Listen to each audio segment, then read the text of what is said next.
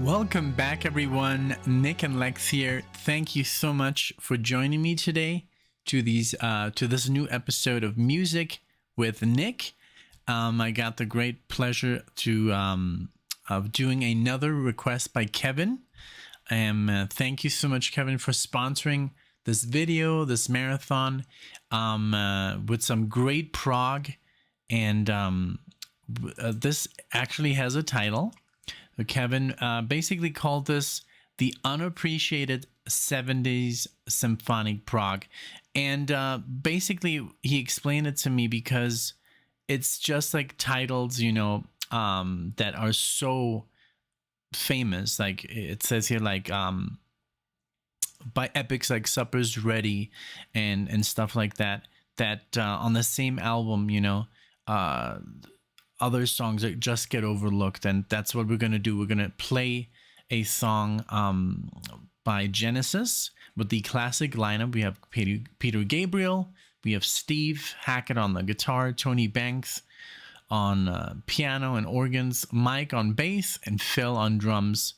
And he says this is simply an overlooked gem of early Genesis. So we're going to do Can, Utility, and the Coastliners. This is from Foxtrot. I should be wearing my Foxtrot Genesis t-shirt, but hey, I think it's, I was looking for it and I couldn't see it, so I put a Rush t-shirt on.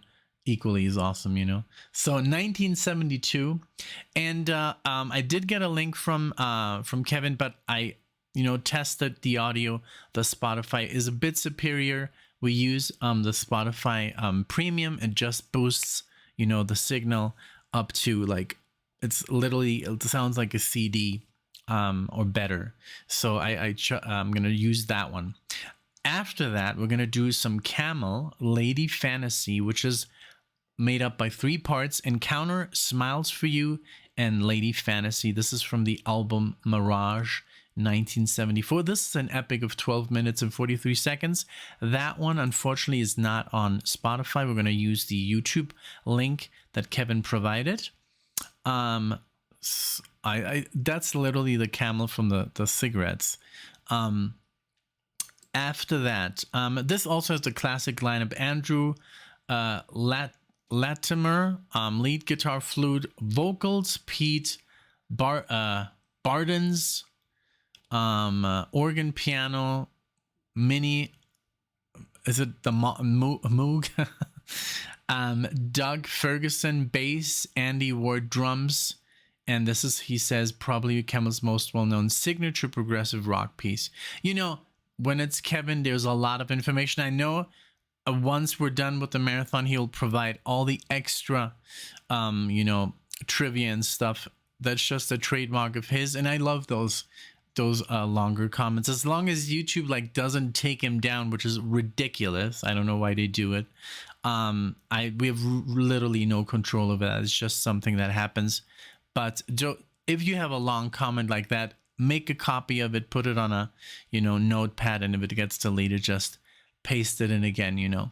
So, and then we're gonna finish the marathon, let's see, with Ice. This is a live video by Camel, and this is from Billboard Live in LA, Coming of Age, 1997. Let's see, during the 25th anniversary Harbor of Tears tour. Nice. All right, so I'm super excited. I love Genesis, I love Camel. I'm just getting to know better.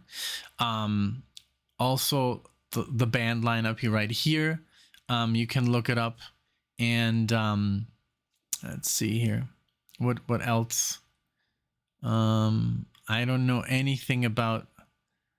Yeah, this is just like some personal questions, but yeah, no comments so far. I'll answer you privately, Kevin, about that. I really have no idea. Some people follow us and then they just disappear. Unfortunately, it does happen, and that's what kind of happens here with your question. And don't worry about any typos. I'm not that well versed in English. I wouldn't even notice. So thank you.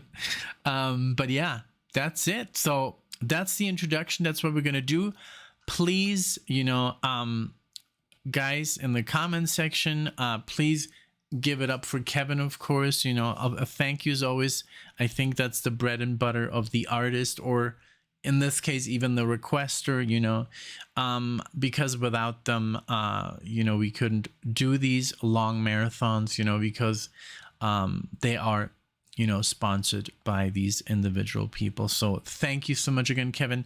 But also thanks everyone for watching, for being here. If you like the video, do subscribe to the channel. Maybe give it a like, dislike, whatever makes you happy.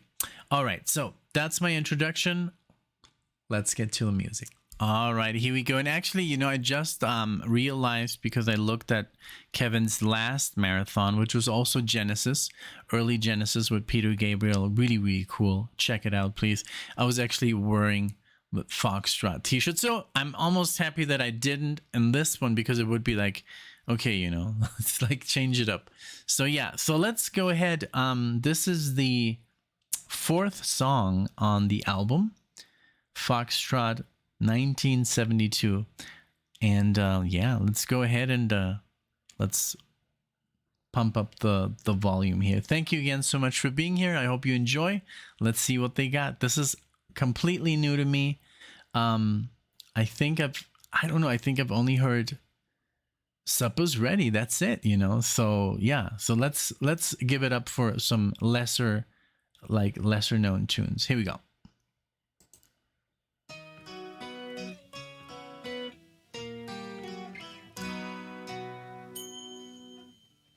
The scattered pages of a book by the sea, held by the sand, washed by the waves. A shadow forms, cast by a cloud, skimming by, as eyes of the past. But the rising tide absorbs them, effortlessly claiming. They told of one who, tired of all, singing praise him, praise him. We heed not flatterers, he cried, by our command. Waters retreat, show my power, halted my feet. But the cause was lost, now cold winds blow. Far from the north, overcast, ranks advance. Fear of the storm, accusing with rage and scorn. The waves surround the sinking throne, singing, crown him, crown him. Those who love our majesty show themselves, all bent their knee.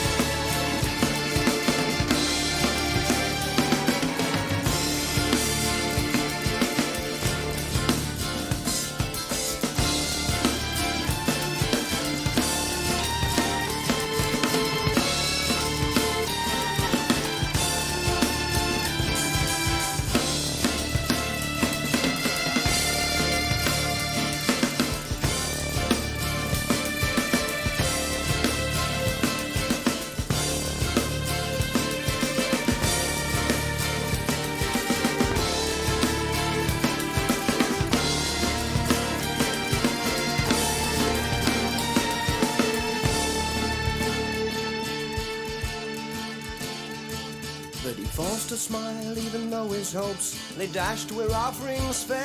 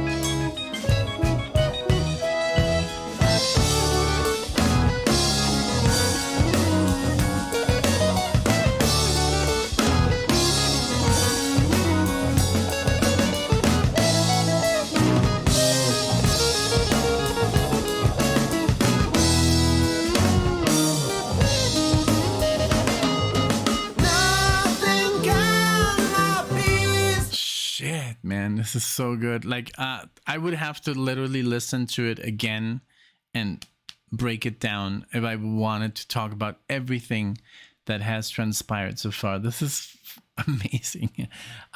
It's literally like now I know why there's bands like Dream Theater and why there's bands like Porcupine Tree or Steven Wilson. This is because they set the foundation, you know.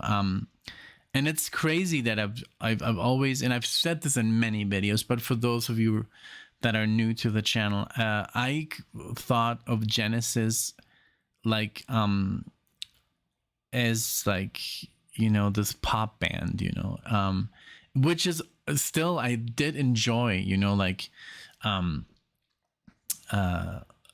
think something about In the Air Tonight or Mama. And I don't know, and then Land of Confusion, you know, stuff like that, just very famous stuff. And I thought that's it, you know, that's what they had to offer. I didn't know they would, you know, that like this. And there was a moment there where it sounded, I love how like Peter Banks was playing against the rhythm with this doodle doodle doodle doodle doodle doodle doodle doodle doodle doodle. I love that. And it's just like they change all these time signatures within and he's just in his time signature, but the whole band's like kind of switches, and he's playing against the beat. It's freaking amazing. I got some I could even say that this album might have even inspired some there were some passages that reminded me a lot of Dogs, so maybe Pink Floyd was like, you know, because it came out 5 years later, Animals. So, you know, I heard some like progressions, because I think that's when Pink Floyd really became proggy on Animals. You know, they were more psychedelic, but Animals for me is their most progressive album. All songs are super long and proggy in a way, you know, like way more proggier than Dark Side of the Moon or, you know, The Wall. It's more like orchestral, you know, the whole thing. And Dark Side of the Moon is, I guess, I don't know, it's just a masterpiece, but it doesn't have sections like this. And I think Animals did have sections like this. Not as insane like this. This is way more out there. But this is just like, you know, not everybody likes this. For me, this is heaven, you know, when I hear stuff like that, musicians playing like this.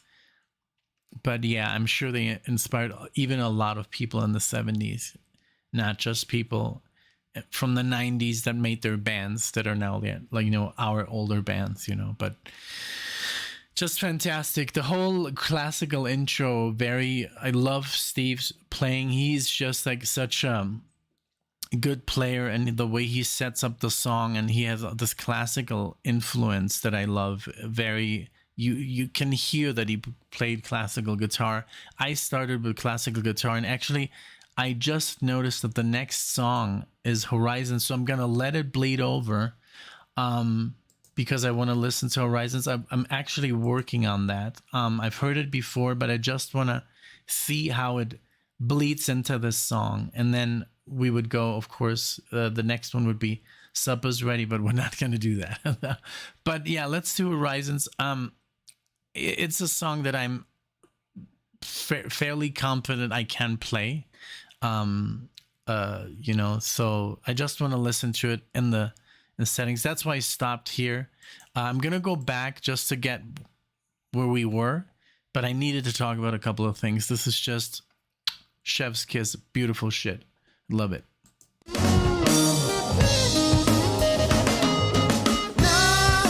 can my peace destroy as long as none smile. For open ears and open eyes, and soon they dare to laugh.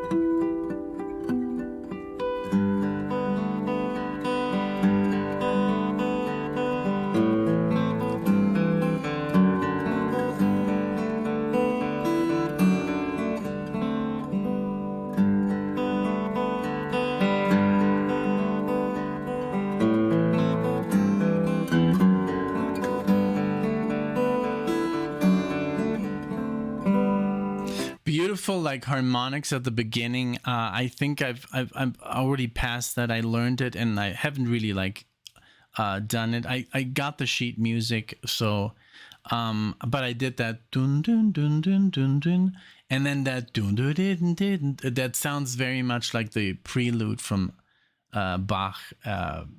One, I think the prelude in A, I think it's an A minor or something, if I'm not mistaken. Could be wrong, but that's stuff that I used to like have to learn back in the day. But it sounds very much like Bach, very Bach influenced this piece. Very beautiful.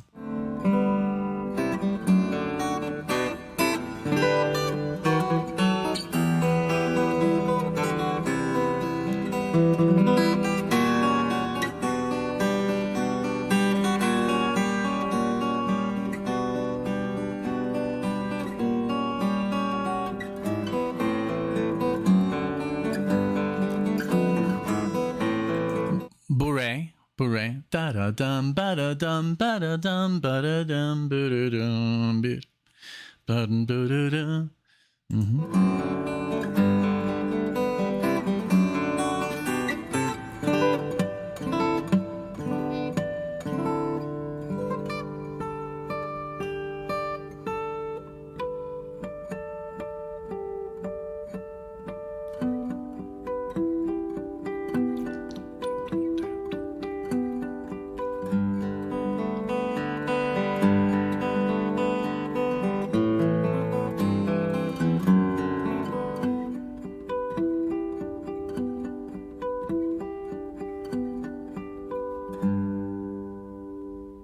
Beautiful. Very cool. Definitely have to learn it and put it on the... Okay, supper's ready. Yeah, so this was, I think it was almost like a nod to Johann Sebastian Bach's work, because it had that prelude in A and the Bourrée. Da da dim ba da dum ba dum ba da dee da da da da dum ba da dee da da. That's also something that I learned very, very early on, just to be able to finger pick and, you know, play the bass and the you know, the harmony and the bass at the same time. And that's just something that you learn with classical guitar. But beautiful that he made it his own idea, and it's a beautiful intro. I've not heard this version before. I think somebody told me, oh, listen to Horizons, it's right up your alley. But I heard like I think a Steve Hackett concert version live. This is very beautiful though, the recording. All right, so but when we talk about Can Utility and the Coastliners, Chef's Kiss, wonderful, really, really cool. Okay, now we're going to continue with Camel. And like Kevin was saying, also very highly underappreciated, you know. Let's see. I love that he also added the fact that all these are UMG, so we have to be careful. But, you know, we'll get lucky. So this is from Mirage again. Like I said, 1974, Lady Fantasy in 3 parts, 12 minutes and 43 seconds. Let's go. I'm ready for some prog. All right, here we go. And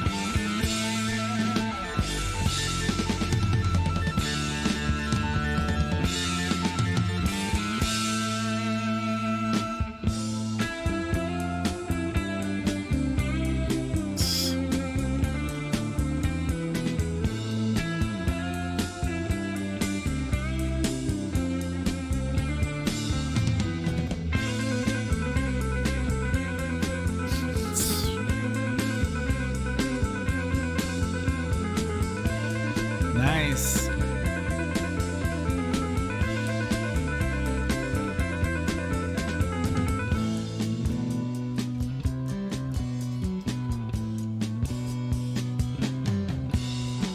Listen very carefully, my words are about to unfold. Concerning the lady I've seen, but I never can hold. I can see by your smile, take a long while. The words that come through, I see that they're true. For she reminds me of you. Very good, man. Don't misunderstand me, it's not always easy to say. The words in your head and your heart that you just can't explain. I can see clearly your face in the sky, moon's in your eye, you're passing me by. Well, tell me the reason why.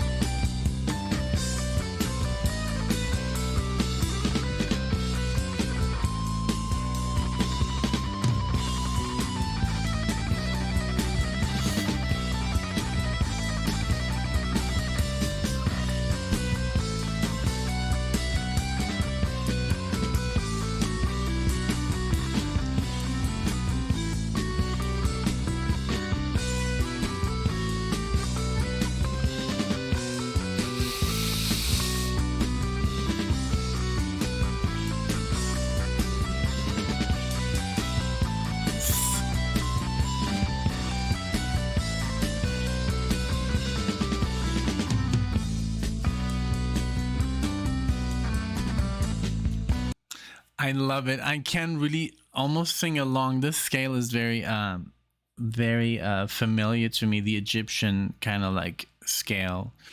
So I'm like suspended pentatonic, you can call it as well.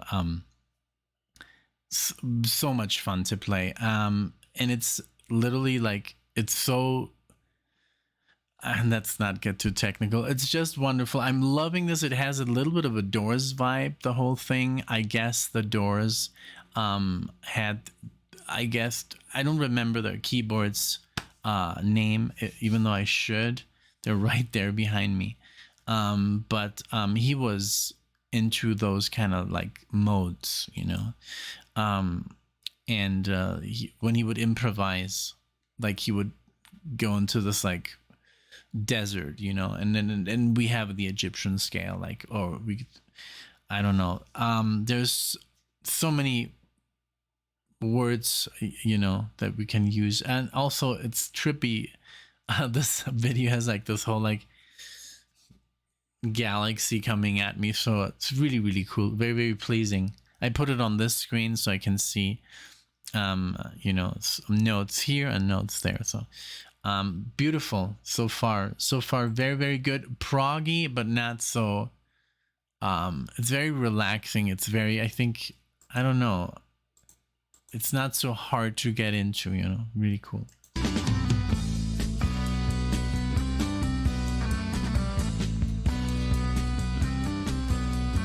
I can see clearly your face in the sky, the moon's in your eye, you're passing me by.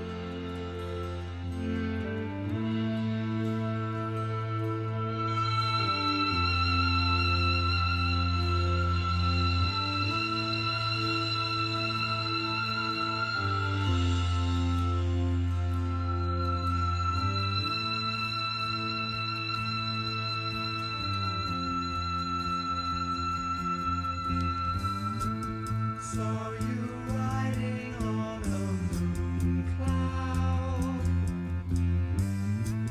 Saw you walking on a whirlpool. From the corner of my eye, I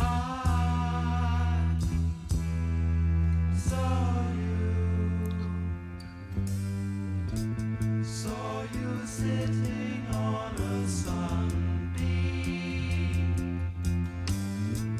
in the middle of my daydream. Oh, my lady fantasy, I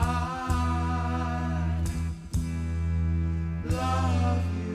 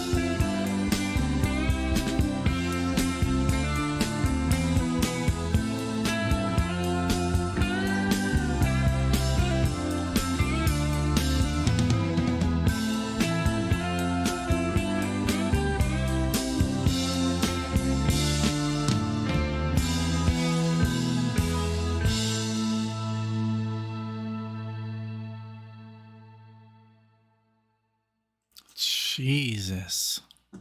So this was just fantastic. This, like, pieces like that really have to be taken under a microscope and really like studied, you know, because you can get so much out of there. I mean, there were so many moments and so many great scales, so much great improv, the keyboard solos, the guitar licks, but just like it was not really like a solo, it was more like a mood and the whole song just like had these wonderful sections. And one that I kind of recognized, and this was recorded in 1980 by Iron Maiden. This is literally Lady Fantasy. Listen to this. Okay, just like turn on the volume so it doesn't shock you. Lady Fantasy, the rhythm for the keyboard solo.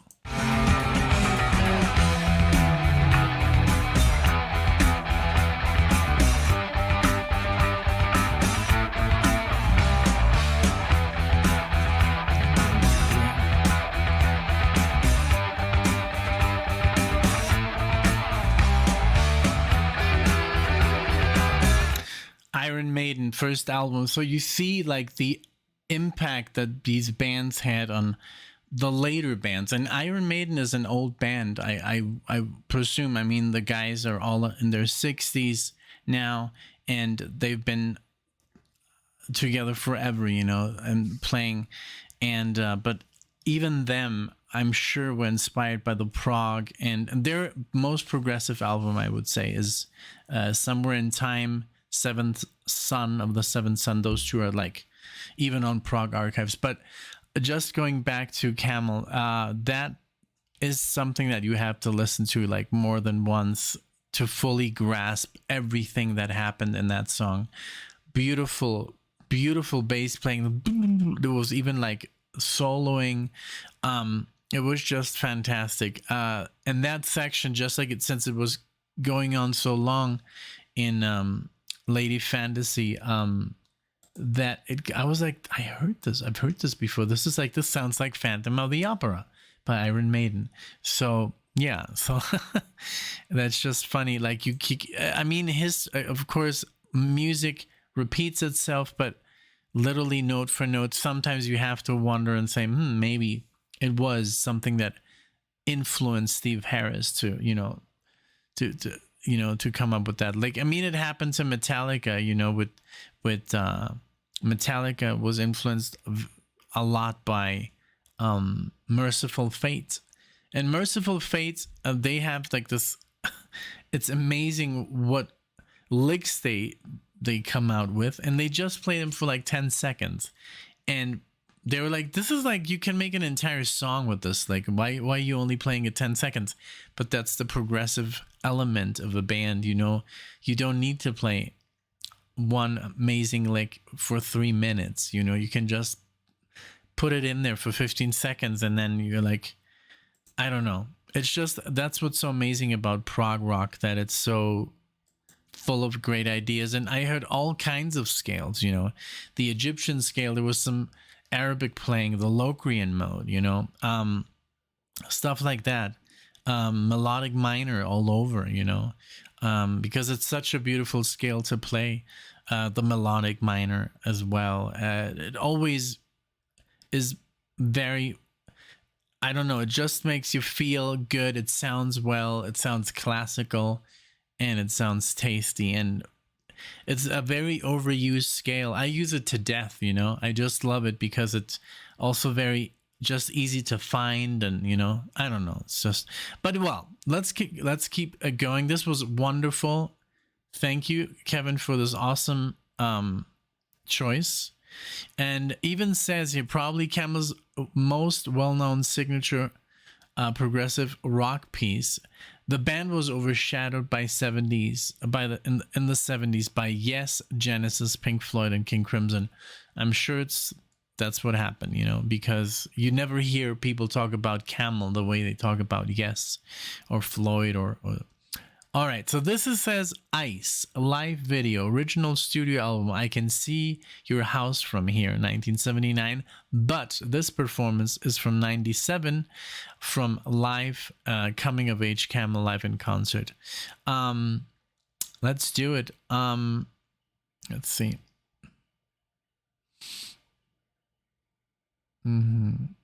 Okay, he's just talking about the video. We'll be fine. I mean, there's ways, to dispute. Sometimes, these guys are just plain like douchebags, and they have no pardon, and they make all the money. They literally, this video, if it gets watched 1,000 times, these 1,000 views go to them.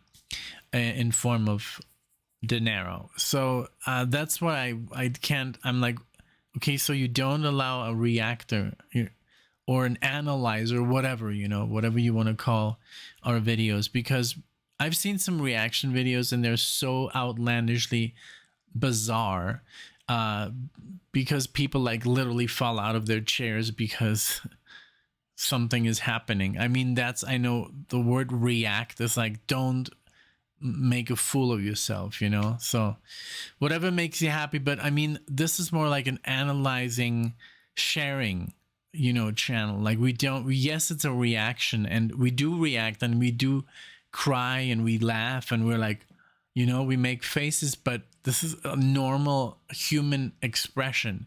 I'm not gonna fall out of my chair because a guy plays a solo. It's just like, makes me kind of, I don't know, it pisses me off a little bit, because it gives reaction channels a bad name. There's some amazing reactors out there that know they know what they're talking about. And then there's these hundreds of other channels basically just like sitting there, and they have no idea what's happening. They can't wait for it to be over. They don't like it. So I guess, I don't know. Just what I've seen. I don't watch reaction channels. I watch like 2-3 people and I admire them and I think they're amazing and they're interesting. But there's some other stuff that's just plain like, why is this on YouTube? And that's why, and they want to, make profit. And that's why the studios are like, fuck no, I'm going to block this. So it's, I understand the studios, because some people are just like, they throw, they react to a song and they want to monetize the song. But hey, no, like literally out of 1,000 videos, we have maybe like, I don't know, one day I'm going to show you nothing is monetized. The only thing that's monetized is when we go live. Some videos are monetized or sharing, because the artists are like, hey, you're promoting my stuff, here you go. I think that's a fair thing. Some studios are just like, hey, you're using my stuff, I'll take it all, okay, but I'm at least getting something for my channel. And maybe one day we'll stop reacting to videos and we'll just do our own music, Alexia. That's literally what I want out of this channel, to create my own music and that people follow me and say, hey, this is awesome, But in the meantime, we're gonna like learn, right now what we're doing. This is a learning process and I'm loving it. I'm loving this discovery of this amazing music. Okay, well, I'm gonna go set up the screen. All right, so here we are with Camel Ice live video. Sorry about my little rant there, but I do have to sometimes let off some steam, and I mean, what better than doing it with friends, so, and I know you guys understand. So here we go with this live performance. All right.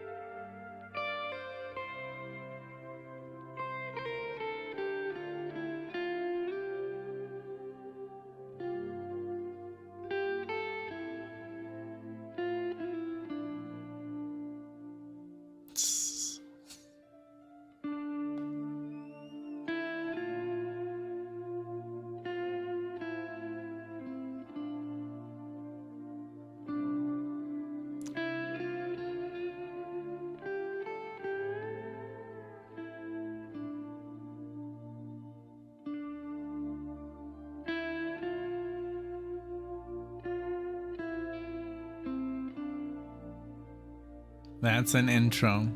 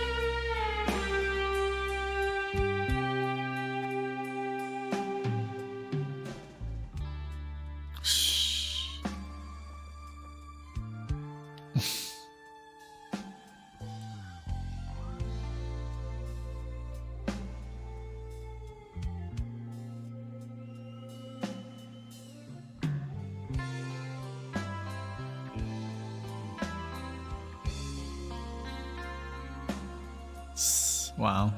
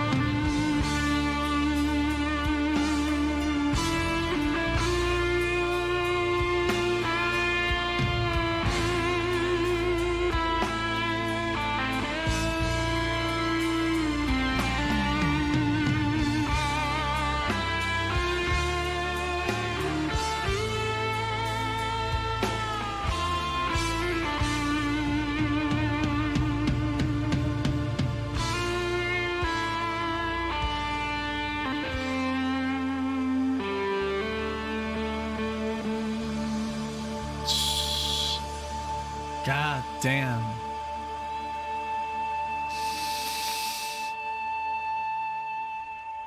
Even the feedback at the end, holy man.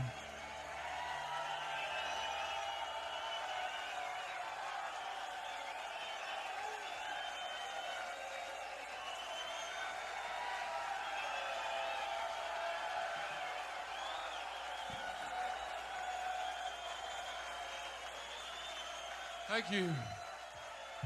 Thank you. We're going to finish this first set off with a song called Sasquatch. Thanks.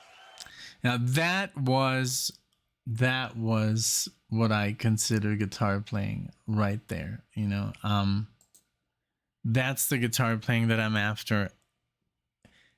May it be faster, slower, but with that kind of feeling, that's like what Gilmour does for me, that what Mark Knopfler does for me, that what Alan Holdsworth does for me. Yes, he plays very fast, but he still has those moments of like drama. There's feeling in his playing, and a lot of people don't get it. I don't know. People think he just plays fast. Listen to the man. He literally talks with his guitar. Alan Holdsworth. This guy, I'm a new fan of him. This was beautiful. First, the whole setup, the first section that he was playing, beautiful. I think he was playing, I don't know, the harmonic minor scale, just like, you know, the theme. And then the keyboardist, when he came in, just the face, you know, just like you already feel the music. Everybody was like in their zone. The bass player even was like, you know, the drummer, everybody was just like providing this perfect atmosphere of sounds. And that solo that when he went all like, he went like, you know, and then when he came back, this guitar player, this solo was just, it is simple, but it's so well played, and his vibrato was constant. I love, he was literally like vibrating those strings, every note going back and sliding back into, it's beautifully played. The tone on his guitar, it was just wonderful to do, and he was just in the zone. It's like, you don't see that. I would have loved to see this live, be there, or see this song. I'm gonna show this video to Alexia. She's gonna love it. She loves when I play stuff like that, when I just sit down with a backing track and I just play very, very thoughtful, you know, and not too many notes. Like sometimes, like I know for some people less is more, sometimes more is more, you know, it depends on the mood. Tonight I'm gonna see Yngwie Malmsteen and Glenn Hughes, and Yngwie Malmsteen says more is more, you see. So that's him, you know, and a lot of people don't like him. I love the guy. That's why I started to play guitar when I first heard him. This is just wonderful, this piece, Ice. I'm definitely gonna revisit very soon, and just to see what he was doing, you know, up closer, and like maybe stop, you know, get out the guitar and see what he's doing. But it reminded me of like, I don't know, it's wonderful, just wonderful. It reminded me a little bit of Marillion, you know. The guitar player plays solos that are very thoughtful, very dramatic stuff, and just beautiful, you know. So man, this was great. Thank you so much again, Kevin. Or if you don't know who Kevin is, it's K Brewski in the comment section, and he always has very good things and very good interesting things to say about music. I know he's a music buff. I don't know if he's a musician. We haven't talked about that. That would be interesting to know how many of you guys are actually players. You don't need to be a player to be a musician. I guess after some time you just know music so well, and you don't need to have studied any theory or any of that BS. I mean, it does really help, trust me, but it's not necessary. to create music. Or I know so many players that have never been able to, you know, read a paragraph of, you know, a sheet of music. They just, it's especially in guitar, it's just not that common. I learned to read when I was playing the flute back in school, and it was kind of like mandatory, so it was pretty helpful when I started to play out of books and guitar. Back in the day, not everything was tabbed, and tab is really not that correct. It just gives you this position, and you can find basically the same notes all over the fretboard. So sometimes the fingerings are off, and so I prefer just to read the notes when I'm, you know, learning a new lick or stuff. But yeah, you don't. But like I said, you don't need to know music or theory or anything to be a good player, a great musician, or even you don't even need to play an instrument to know a lot about music and feel. So, but it would be a nice conversation to know who is actually a musician out there. There's some people that I know that do play, like Lee. He's a composer, and I think we're gonna work together real soon. He lives here in Colorado, so we're gonna try and get together, and I'm gonna show him my stuff. He's gonna show me his stuff. I hope Lee, you're not mad that I'm, you know, talking about this, but hey, you know, it's all good. It's all positive. It's not like we're dealing drugs or anything. So thank you so much for being here, everyone. Let me know what you think in the comments below. Give a shout out to Kevin. And thank you so much. I'll see you guys in the next video.